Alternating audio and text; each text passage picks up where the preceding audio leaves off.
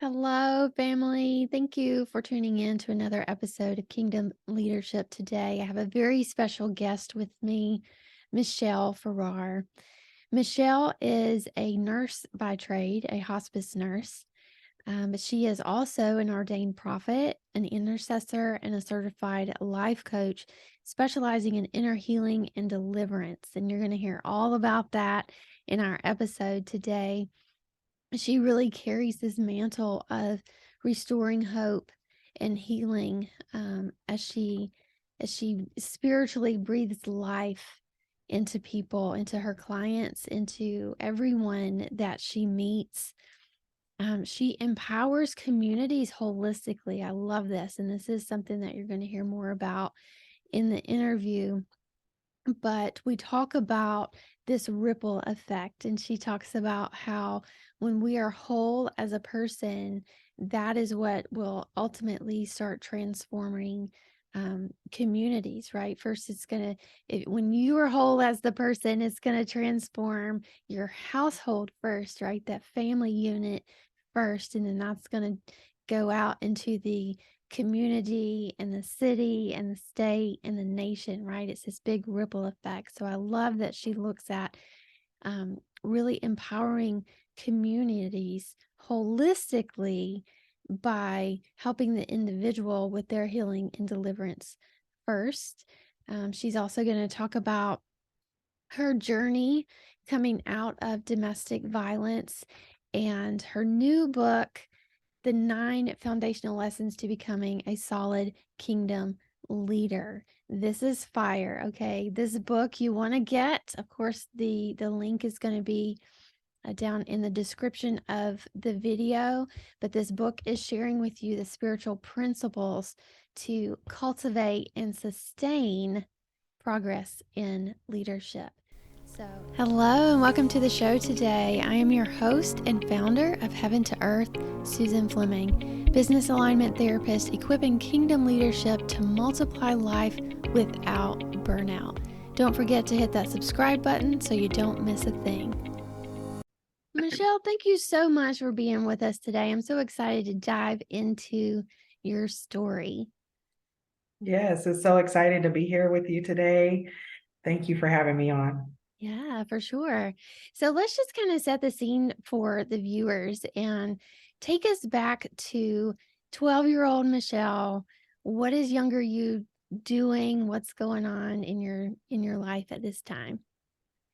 Ooh, 12-year-old Michelle. She was very rambunctious, outgoing, pretty like over the top and everything. But at the same time, she was that way because on the inside, she was very broken and very scared. Life was a little shaky.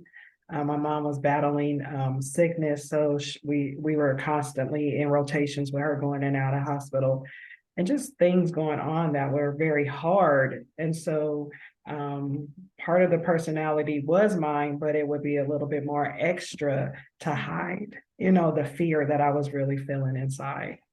Yeah. Wow. I can so identify with that, and I'm sure many of our viewers will as well. These things that we think are part of our personality and we figure out later, oh, that was a coping mechanism. I was just trying to divert from what was going on and handle, because that's a lot for a 12-year-old, when you have a parent that isn't available, right? They may be physically present but not emotionally Mhm. available or vice versa. And so, yeah, that's a lot to deal with for Yeah, sure.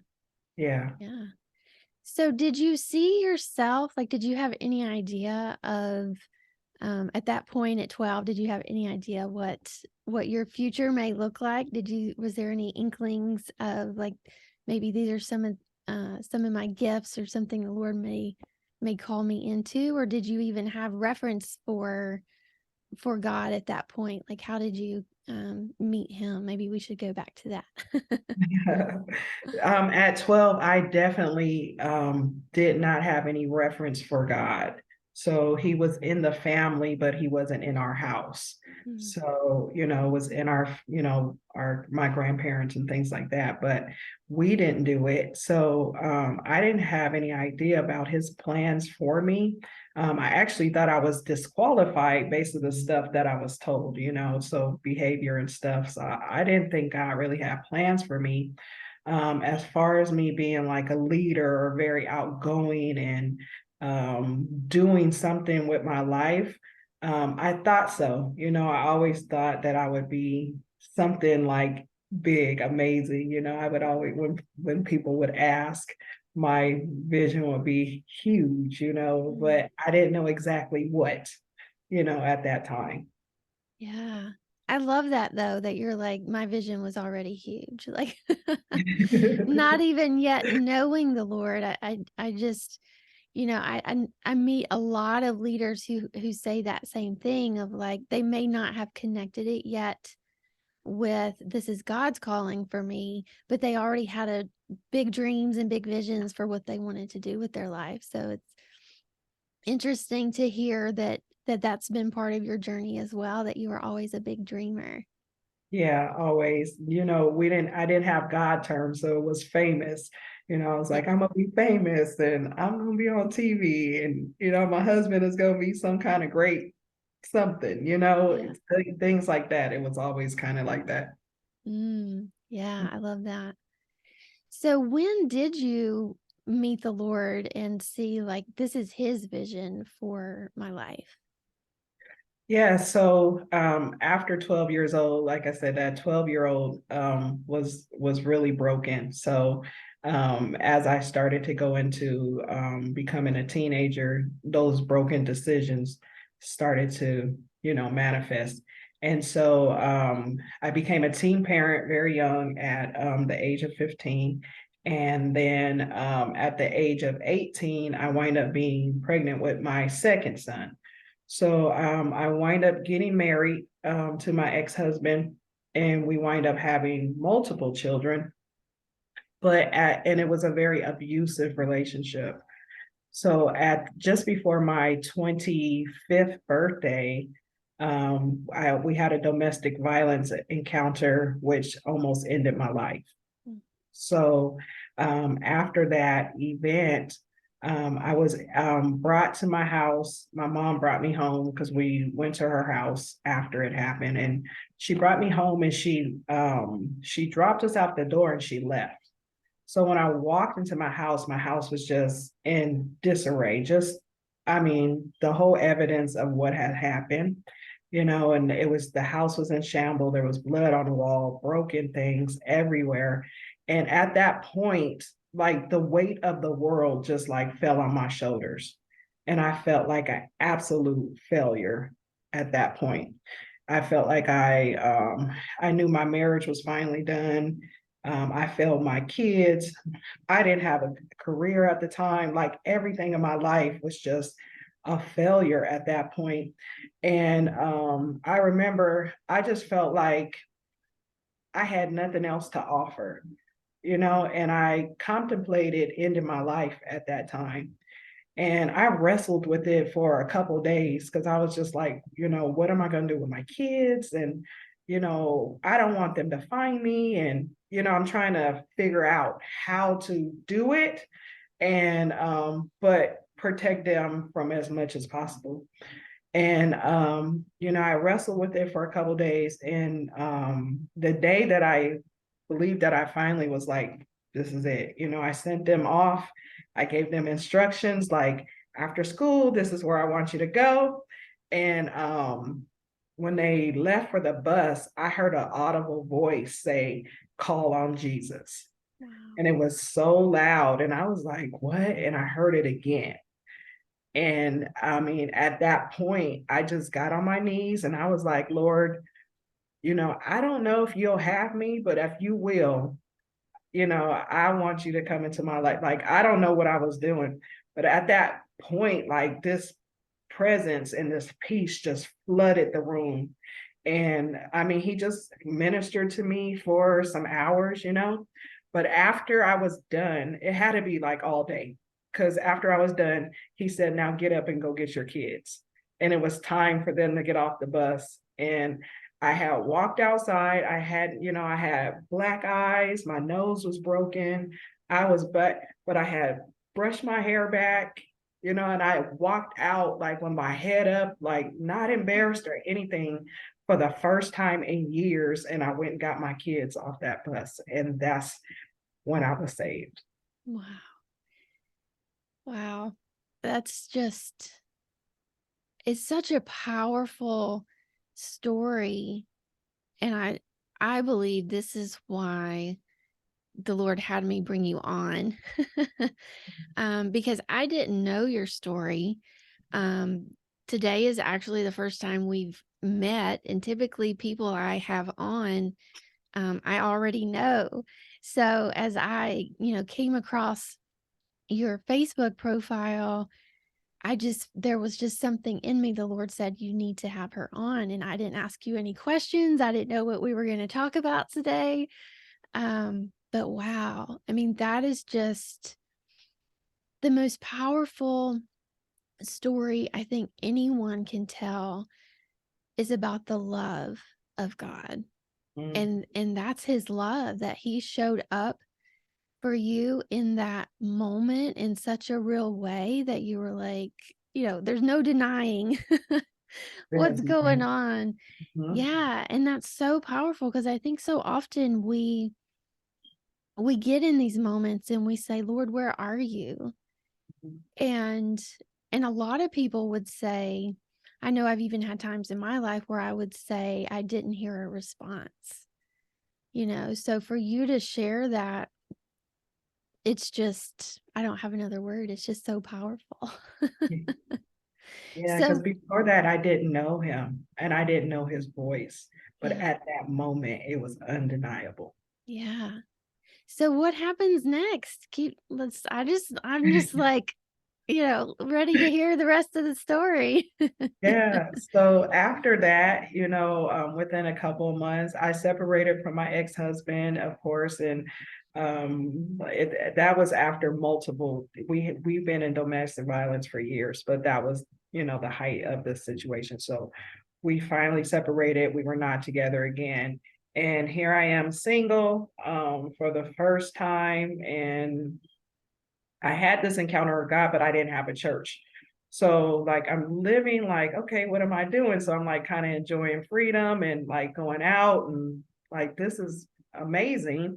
And then but then I still had this pull, like this encounter was like so real. And so I'm like trying to find the balance. And then I wind up found a church within a couple months. And God just started speaking to me. I went into the church, and when they ministered, I was like, I understood what was being said. Where before I would be in church and I'd be like, what? Like, what are you talking about? And I was reading the word and it was just like coming off the pages. And I was like, this is making sense. And he just started like moving me. I've always had dreams and visions my whole entire life. I thought it was deja vu or thing, those type of terms, but like my gifting went off the charts. I can see, I can hear, I'm like, what is happening? And so he had me in a church and things just started progressing really fast, but I was still very wounded and broken. And so he started moving me into leadership. And then maybe about 3 or 4 years in, I got the call into ministry. And I was like, what is that? Like, absolutely not. I don't understand what this is, but I accepted it. I got licensed as a minister, started ministering, but I always struggled with it because I never felt qualified. And I just felt like the weight of the responsibility was so heavy. I'm like, people's life is literally at stake from what comes out of my mouth. So I didn't want it, because I understood that. I was like, I don't want this because people are literally believe what you say. And if you handle it the wrong way, you can really jack up someone's life. And I just know my life because, like I said, for me, what took me to from being saved for so long was words that were preached by people who were supposed to know him, Mm, who constantly told me that I didn't qualify. that I could not have this God. And so when he put the responsibility on me, it scared me because I was like, Lord, if I don't speak right, someone can die and go to hell, like literally. And so I didn't want it. I'm like, whew, I accepted it fast, but I was just like, I would do whatever I can to run from it. But God, he doesn't let you. So, I just been on the journey, and I was raised in a church, and my first church, and it was a lot of protocol, showed us, how to function. And it was amazing. It taught me faith, but at the same time, it wasn't healthy. It wasn't a healthy place. And so in that, I still had the issues. I was saved and I love God, but I wasn't delivered. So I still struggled with drinking, still I had a boyfriend, I'm still sleeping around, but then I had this conviction and I'm like, ooh, this is not what the word says. It was really a struggle. And I battled with that back and forth because I was like, his word, my life is not lining up to his word. What is happening? And my mom died. I was probably saved maybe, 10 years now. And I've seen God leaps and bounds. I was growing, I became a nurse, like good things were happening.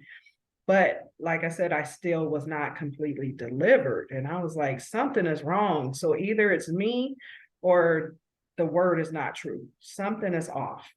And when my mom died, the Lord came and he spoke to me and told me that she would die. He was like, your mom is going to die. And he gave me some instructions. And he was like, and part of what he said to me was, if you live, everything connected to you will live. And if you die, everything connected to you will die. And it just dramatically shifted my walk with him. And he started showing me the need for deliverance. Wow. And so that took me on that journey of wholeness, not just knowing the word, but allowing his word to penetrate every ounce of my soul, surrendering, walking it out. Where I was struggling, where there was challenges, he took me on the process of saying, this is how you do it. Some stuff he can take like that, and some stuff he did.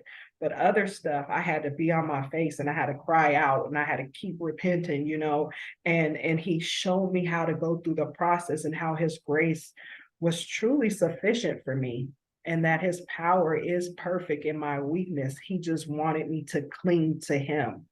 And he took me to the journey and he started delivering me. He took the alcohol, he took I had a major deliverance from the spirit of perversion, just major, and he just started to take these things off of me.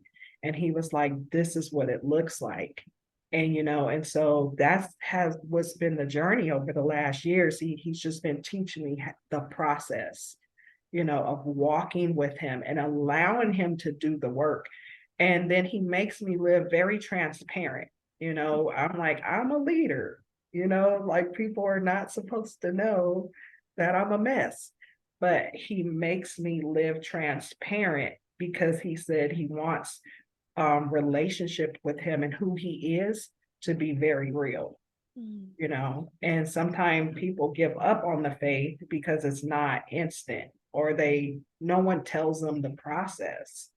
So when you have a hard time with it, they don't know how to walk it out. Mm. And so that's what my journey has been with him.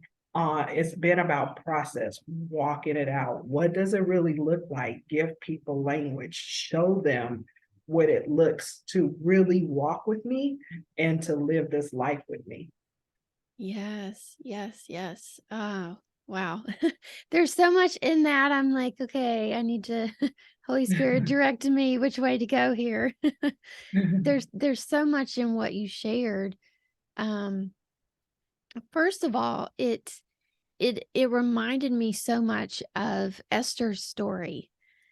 of just, this is what I've called you to. And if you don't, like, we have a choice in it, but when you feel the weight of what he's asked you to do, it's like, how do I say no to that? And I feel like that must have been how Esther felt. I was born for this time, for this moment to lead these specific people. And I feel like that, yeah, like that's all over you. That in that transparency that you talk about, it's so, so important. It's one of the things I talk a lot about in being a leader is that we've got to be authentic. We've got to be transparent. We've got to be vulnerable. Yeah. Like we're moving out of that time of the woman on stage or the man on stage, right? Looking to that one person. And it's about us being the body Yeah. and being in community. And I love that you share the process with people. I definitely think that's something that's been lacking. Mhm. Um, and it's, part of the reason that I do what I do is because I didn't have somebody say to me, this is how you do it, right? Like we have plenty of people that tell us, here's what to do, Yeah. but then they don't explain what does that practically look like? What is Mhm. that process? How do I walk it out? So I love that you're doing that. And one of the things that um I know another view that I know that we share is this holistic approach and really transforming. One of the things that you do is transforming communities through the individual. And Mhm. I talk about this as like the ripple effect, Yes. right? So, talk to us a little bit about that and how you're empowering communities through people. Yeah. So, the Lord took me on the journey of inner healing and deliverance. And so, in order for us, because we have the vision and, the churches and all these things, we want to go back and we want to empower the world. But the Lord started telling me, He said, this walk is very individual. It's like it's very personal, but it has a corporate impact. So the more that it transforms you, then what happens in you, others start to take notice, and then it starts to happen in them. So the community can't change before you change. And so if I want to change my home, I have to first change me. And then it starts to spread, it starts to go on. So a healthy mom, a healthy husband, a healthy household starts becoming a healthy community, and then it starts to spread out. So you have to be very intentional about getting yourself healthy and whole through the word, through God and his ways, so that way we can have the impact, you know, so we can have the reach and we can transform, but it starts with us. And, continue with my journey, why we didn't go to church is because my mom, she was saved, but she always said she wouldn't do church because she said, Christians are hypocrites and stuff like that. Because we get the word and then we want to immediately give it away before it done what it needed to do in us. Mm. So people don't care what you say. We hear that all the time. They care what you do. What do I see beyond what you say? So we have to become whole. We have to. And so that's why my focus is inner healing. Go on that. Because the Lord said, if you live, everything connected to you will live. And so I have to be whole, not just for myself, but because if I'm whole, my children will be whole. And then who I'm called to impact will be whole. Yes. Yes. Oh, that's so good. That's so, so good. It is that ripple effect of if we want to see our city change or our state or our nation or whatever, it starts with us.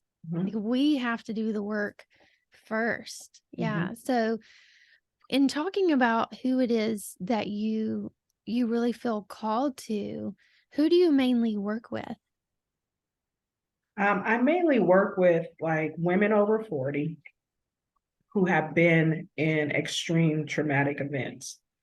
So she has a strong leadership mantle on her, and she's been carrying a lot of weight, but the trauma and things like that have kind of capped her potential and her belief of who God has called her to be.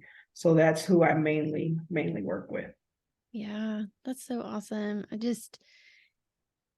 I feel like there is such a, what's the word? Renewal happening right now, especially in this space of inner healing and deliverance.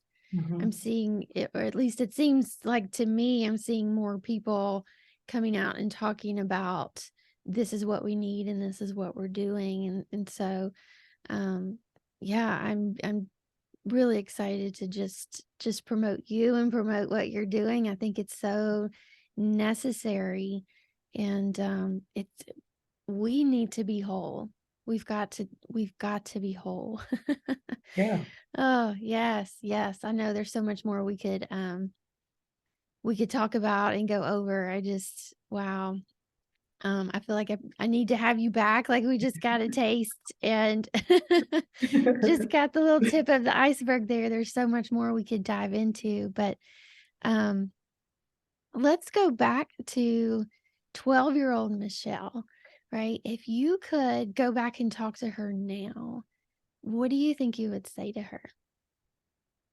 I would say to her that you are completely loved and you are completely accepted, and that things change and that the best is still in front of you. Mm, yes, yes. I feel like that's for somebody else that's that's watching too, regardless of your age.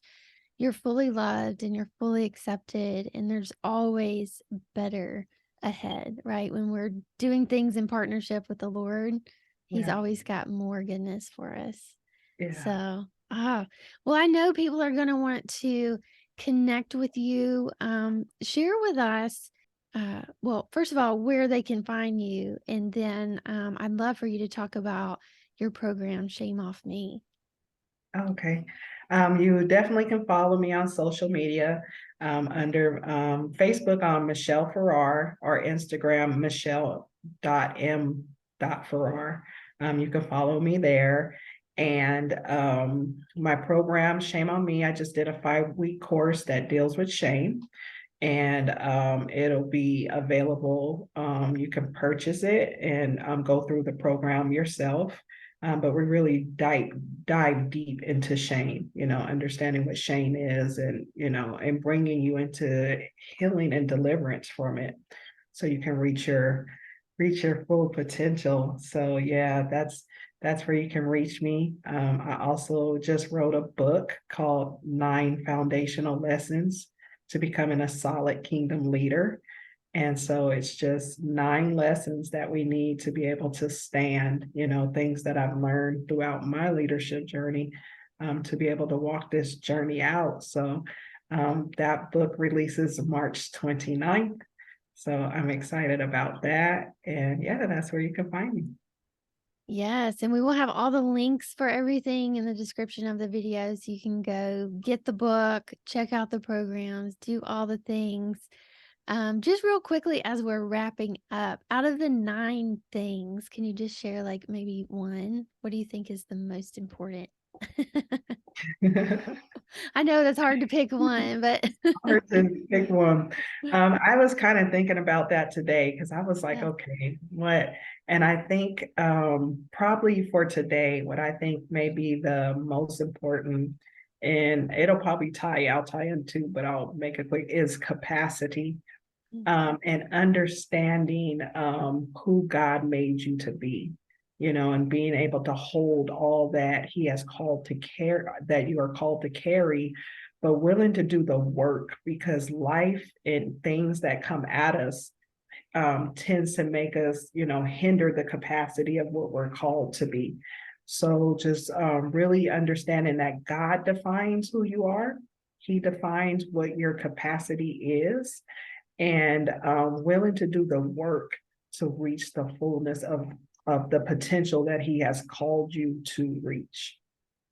Yeah, I mean that just goes right back to, like you said, what we were talking about of we've got to be whole, right? And expanding that capacity to not just do more, but being that person that he's designed us to be. We've got to continually be in expansion and yeah, expanding our capacity. That's a good one. That's a good one. I like that one. All right. Well, Michelle, thank you so much for being with us today. It has just been a pleasure and my honor. Yes, it's been great. I love connecting with you. It's been a good time. So thank you. Thank you for the invite. Thanks so much for tuning in today. If you want to learn more about me or any of my guests, all of the links are in the description below the video. Don't forget to hit that subscribe button and share it on all your social pages. Until next time, remember that you have the power to multiply life without burnout.